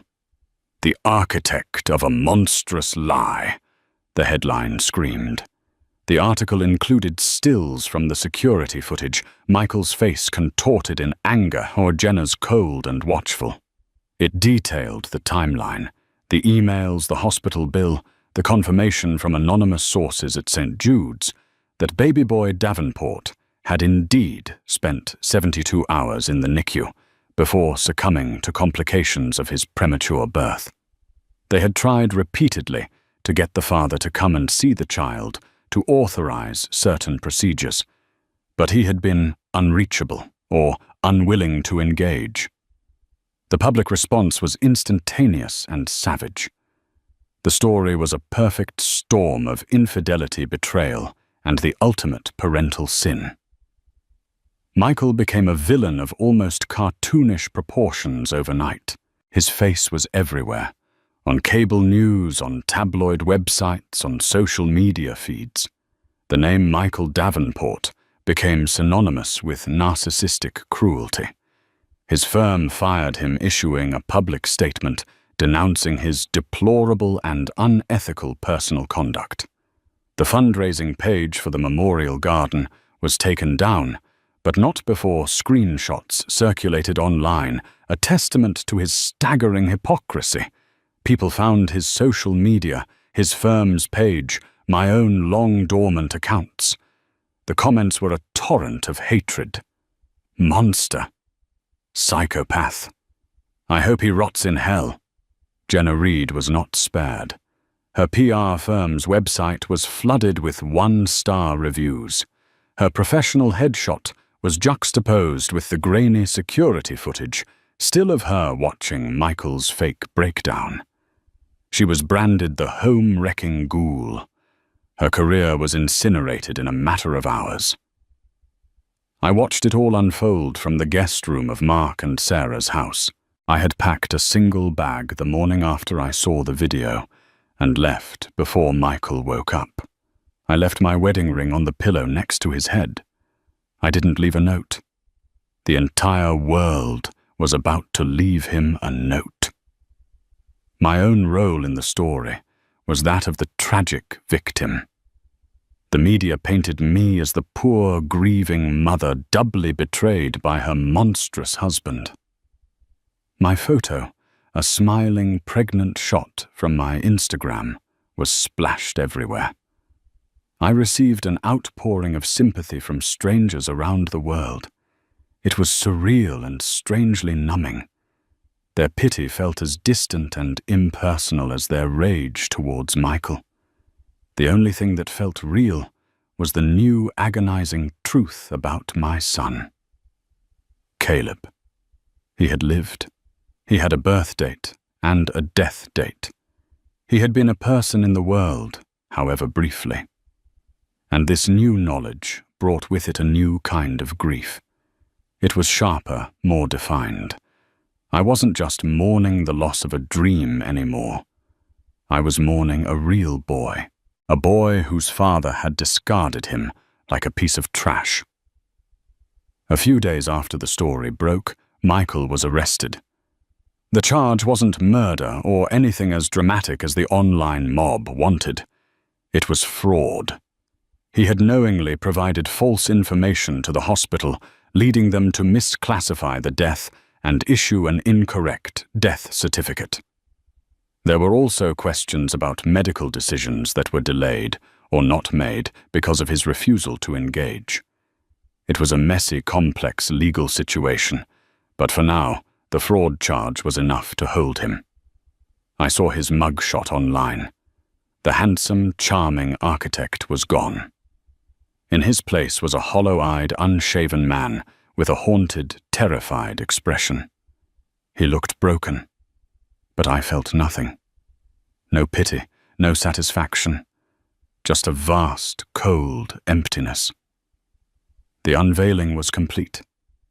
The perfect life, the perfect husband, the perfect grief, it had all been a lie. And now the truth in all its ugly, brutal glory was out for the world to see. I had gotten the truth.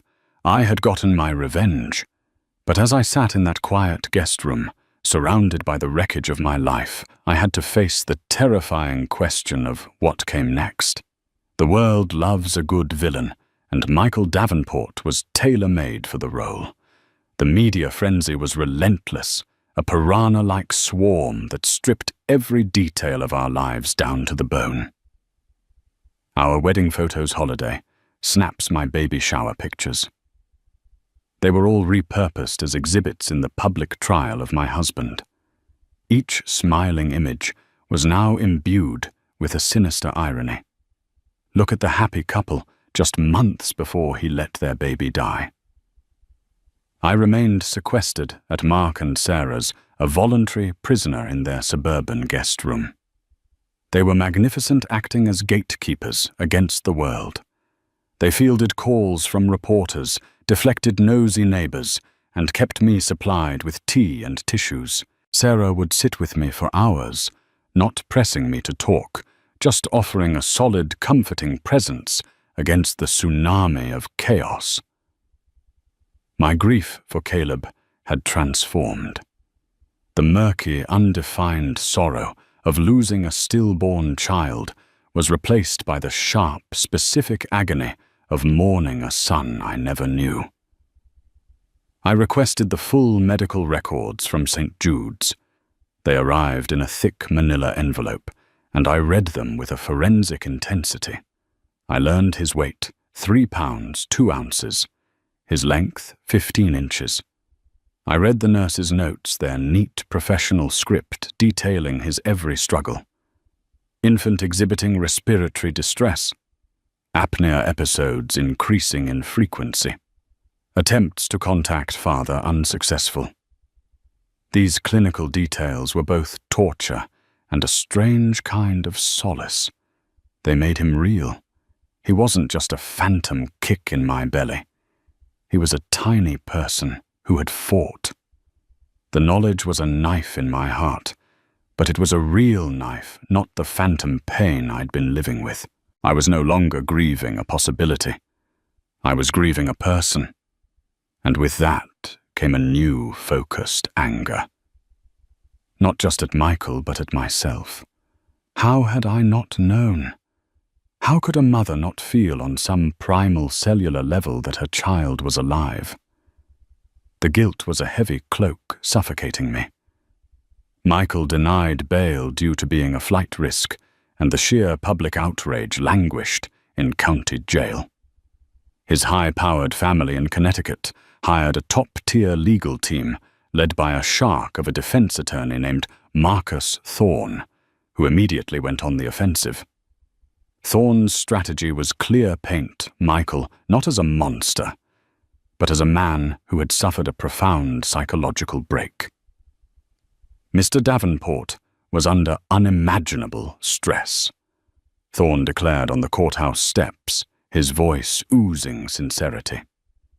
The impending birth, the pressures of his career, and a marriage that was already quietly fracturing led to a dissociative episode. He created a false narrative, not out of malice, but because his mind simply could not cope with the reality of his son's critical condition. This is not a case of fraud. It's a case of profound mental trauma. It was a brilliant, insidious defense. It attempted to reclaim the narrative of grief that Michael himself had so expertly woven. I watched the press conference on TV, a bitter laugh escaping my lips. A psychological break. He hadn't had a break. He'd had a plan. The emails to Jenna were proof of that. Speaking of Jenna, she had vanished. Her social media was deleted, her firm's website was offline, and her office was shuttered. The press couldn't find her. But the police did. She was located in a luxury spa resort in Arizona, having fled Chicago the day the story broke. They brought her back to Austin for questioning. She was not charged with a crime, she had broken no laws, but she was a material witness, and facing the ruin of her career and the full force of public condemnation, she decided to save herself. She made a deal with the prosecutors for immunity in exchange for her testimony. Her deposition was leaked to the press, of course. Every sordid detail. She recounted how she and Michael had met, the thrill of their affair, their shared fantasy of a future together. And then she came to the part about the baby. According to Jenna, the pregnancy had been a crisis point. Michael had assured her he would leave me, but the baby complicated everything. Her version of events painted Michael as weak and indecisive a man, panicking as his carefully compartmentalized life began to converge. He told me the baby would trap him, her deposition read. He said that if the baby was born healthy, he'd never be able to leave. The guilt would be too much, the societal pressure too great. We were in the hotel in Chicago when Amelia went into labor. He was a mess. He kept saying, "This is a disaster. This ruins everything." The most chilling part of her testimony concerned the hours at the hospital. She admitted to going there to confront him, to demand he make a choice. And she described the moment he learned Caleb was alive, but critically ill. He came out of the delivery area, and his face was white, she stated. He said, "It's alive, but it's sick. They don't think it's going to make it." And then he looked at me, and I saw a look in his eye. It was cold, calculating. He said, this could be a way out, a clean break. He decided right then and there. He told me the plan he would tell Amelia the baby was stillborn. He said it would be kinder that way. A quick, tragic end, instead of weeks or months of false hope. He said it would let them grieve together, and then, when the time was right, they could go their separate ways. He said it was the only way to manage the situation without destroying everyone. Kinder. He had called this monstrous selfish deception an act of kindness. He had appointed himself the arbiter of my grief, the editor of my reality, to facilitate his escape into a new life. Jenna's testimony destroyed Marcus Thorne's psychological break defense. This wasn't a man unmoored from reality. This was a man executing a premeditated, cold-blooded plan. The fallout from Jenna's deposition was a second explosion ripping through what little was left of our social circle. People were forced to take sides. My side was easy: the wronged wife, the grieving mother. His was impossible. His friends, his colleagues, even some of his family publicly disavowed him. He was utterly alone. One evening, Mark came into the guest room, a grim look on his face. "You got a letter," he said, holding it out as if it were contaminated. "From him. It was sent here from his lawyer." I took it from him, my hand steady. I hadn't heard a single word from Michael since I'd left. No calls, no texts, no emails. Just the public pronouncements of his lawyer. I slit the envelope open. The letter was written on a piece of yellow legal paper, his familiar architectural script looking alien and obscene. "Amelia, I know you will never forgive me. I don't expect you to. I don't forgive myself." Listening to Thorne talk in court, listening to what Jenna said, it's like hearing about a stranger, a monster. I don't know who that man was. The pressure, the lies, it all just avalanched. I was suffocating, and I made a choice. A terrible, unforgivable choice. I see his face now, Amy. The nurses at St. Jude's, they showed me a picture. After it was over. I wouldn't look at the time. I refused. But they put a photograph in my discharge file. I found it when I was looking for paperwork for Thorne. I've been looking at it every night here in my cell. He looked like you. He had your nose. I destroyed everything. I destroyed you. I destroyed our son. I destroyed myself. I know sorry is a pathetic, meaningless word. It's an insult. But it's the only one I have. Don't let this destroy you. Please. You are a good person. You deserved a good life, a good husband. You deserved to be Caleb's mother. And I stole that from you. Michael. I read the letter twice. There was no rage left in me. No fire. Just a profound, bone-deep weariness. His apology, his self-pity, his supposed realization, it was all too little too late. It was the pathetic whimper of a man who had been caught. He wasn't sorry for what he did. He was sorry for the consequences. He looked like you. He had your nose. The words were meant to be a bridge, a shared detail of our son. But all it did was highlight the chasm between us. He had a photograph, a picture of our son's face. And he had kept that from me, too. Another secret, another layer of his betrayal. I folded the letter neatly. I did not rip it up. I did not burn it. I placed it in the manila envelope with Caleb's medical records. It was just one more piece of evidence in the case file of my shattered life. The unraveling was almost complete. The lies had all been exposed. The villain had been caged, and the truth was a harsh, unforgiving glare.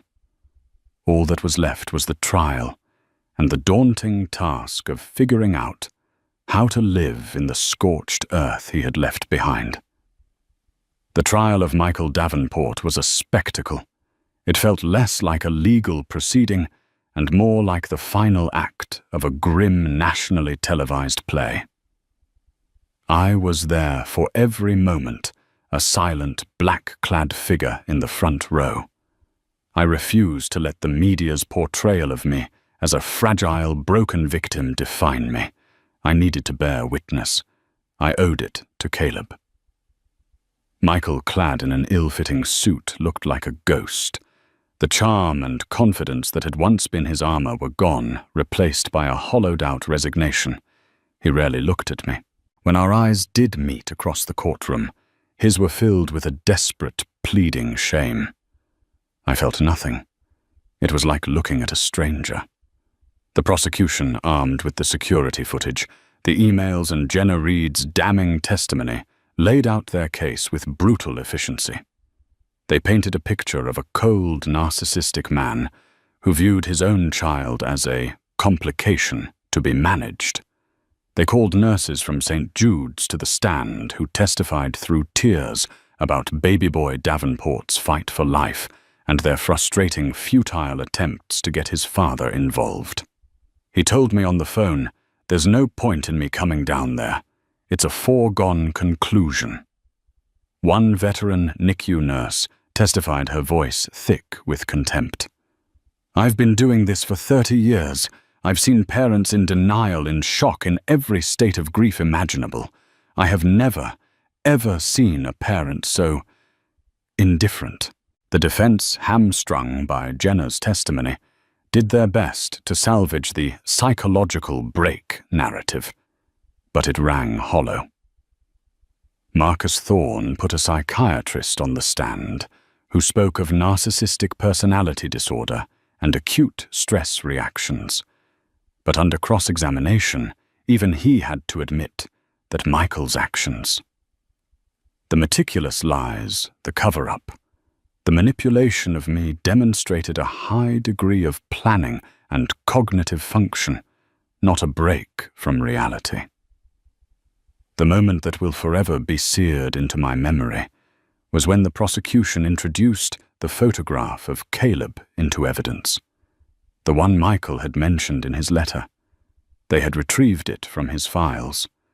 An evidence technician projected it onto the large screens in the courtroom. And there he was, my son. He was so tiny, nestled in a tangle of wires and tubes. His skin was translucent, his eyes were closed, and his tiny chest was still. But he was beautiful. He was perfect. He had my nose, and a shock of dark hair, just like Michael's. A sound escaped my lips, a raw, guttural sob that I couldn't contain. The courtroom, which had been buzzing with whispers, fell utterly silent.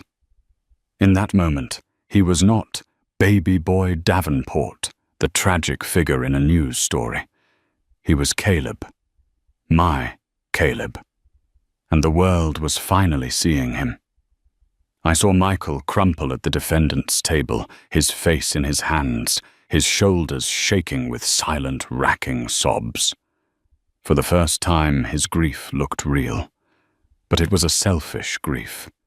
Grief for himself, for the life he'd lost, the man he'd failed to be. It had nothing to do with the tiny boy on the screen. The jury was out for less than 2 hours. The verdict was guilty. Guilty of felony fraud. Guilty of reckless endangerment. The judge, a stern, no-nonsense woman, delivered the sentence a week later. She spoke directly to Michael, her voice dripping with scorn. "You did not just lie, Mr. Davenport," she said, her eyes boring into him. "You constructed an alternate reality of unimaginable cruelty. You weaponized your wife's grief and love for you to cover your own pathetic infidelities. You treated the life and death of your own son as an inconvenience to be managed. Your crime is not just against the state or the hospital. It is a crime against humanity, against the very definition of fatherhood. It is one of the most profound acts of narcissistic cruelty I have ever witnessed from this bench." She sentenced him to the maximum possible term, 10 years in state prison. A gasp went through the courtroom. 10 years. It was a harsh sentence for fraud, but it was clear the judge was sentencing the moral crime, not just the legal one. I walked out of the courthouse into a sea of cameras and reporters. I didn't stop. I just kept walking, Mark and Sarah flanking me like bodyguards. I didn't feel victorious. I didn't feel vindicated. I just felt quiet. The noise that had been roaring in my head for months had finally subsided. It was over. The weeks and months that followed were a slow, painful process of rebuilding. I sold the house, the one with the beige walls, and the nursery that had become a mausoleum. I couldn't bear to be in it another second. I took my half of the assets and moved into a small, bright apartment in a different part of Austin, a part of the city that held no memories of him. I legally changed my last name back to my maiden name, Amelia Shelton. It was a small act, but a significant one. I was no longer Amelia Davenport. That woman, the one who believed in the Pottery Barn fantasy, was gone. She had died with Caleb. I started seeing a therapist who specialized in trauma and grief. We talked about Caleb. We talked about Michael. We talked about the complex, tangled knot of my own guilt and rage. She helped me understand that I couldn't have known that I was the victim of a master manipulator, and that my body and mind, under the trauma of childbirth and what I believed was catastrophic loss, had been in survival mode. I never spoke to Michael again. His lawyers reached out regarding the divorce proceedings, which were swift and uncontested. He signed everything, gave me everything I asked for. It was his final futile act of penance. I heard through the grapevine that Jenna Reed had moved to another state, changed her name, and was attempting to start over forever, branded by her association with the case. I found I didn't have the energy to hate her. She was just another piece of wreckage in the blast zone of Michael's lies. My life now is quiet. It is small. I still work as a graphic designer, but I find my greatest solace in volunteering at a local animal shelter. The uncomplicated, unconditional affection of the abandoned dogs and cats is a balm to my soul. I have a framed copy of Caleb's photograph on my nightstand. It's the only picture I have of him, the one from the courtroom. I look at it every day. I tell him good morning and I tell him good night. I tell him about my day. I tell him that I love him. I am in my own quiet way, finally getting to be his mother. The grief for him will never go away. It has become a part of me, a shadow that walks beside me. But it is no longer an all-consuming darkness. Sometimes it is even a source of strength. It reminds me of what is real, of what is important. It reminds me of the devastating cost of lies. I don't know if I will ever trust anyone fully again. I don't know if I will ever remarry or have more children. The future is not a bright, shining path anymore. It is a quiet, winding road, and I am taking it one step at a time. I have survived the unimaginable. I have walked through the fire of the ugliest of truths and come out on the other side. I am scarred, I am changed, but I am still here. And in the quiet of my new life, for the first time in a very long time, that feels like enough. The story of Amelia and Michael is a harrowing reminder that sometimes the most devastating monsters are the ones sleeping right beside us, hidden behind a mask of love and concern. It's a story about the corrosive power of lies and the unimaginable depths of betrayal. But it's also a story of survival of a woman who walked through an inferno of public humiliation and private agony to reclaim her own truth and find a way to honor the son who was stolen from her twice. If this story touched you, if it made you think, if it made you feel, please take a moment to hit that like button to help us share it with more people. More importantly, leave a comment below. What part of Amelia's story resonated with you the most? And don't forget to subscribe to our channel and ring that notification bell so you never miss another story that peels back the layers of the human experience and reveals the truth, no matter how shocking it might be. Thank you for listening.